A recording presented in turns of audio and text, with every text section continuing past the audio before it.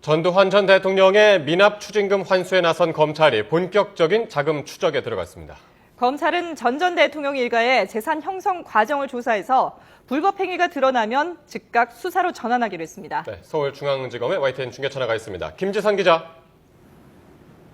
네, 서울중앙지검에 나와 있습니다. 네, 이 검찰이 본격적인 자금 추적에 들어갔다고요? 네, 그렇습니다. 검찰이 오늘 오후부터 전두환 전 대통령 일가의 자금 흐름 추적에 착수했습니다.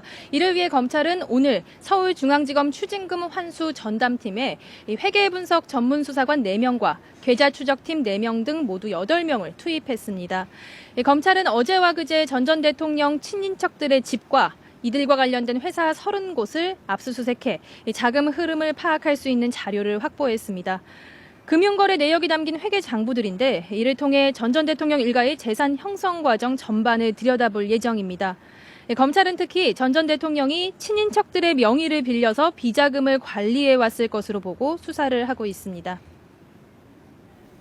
예. 그런데 검찰이 단순히 미납 추징금을 환수하는 것에 그치는 게 아니라면서요? 네, 전 대통령 일가의 재산은 장남, 시공사 회장인 장남 전재국 씨와 함께 친인척까지 모두 합치면 9천억 원대에 이를 것이라는 주장이 나오고 있습니다. 검찰은 이 재산을 형성하는 과정에서 범죄 혐의가 포착되면 곧바로 수사로 전환한다는 계획입니다.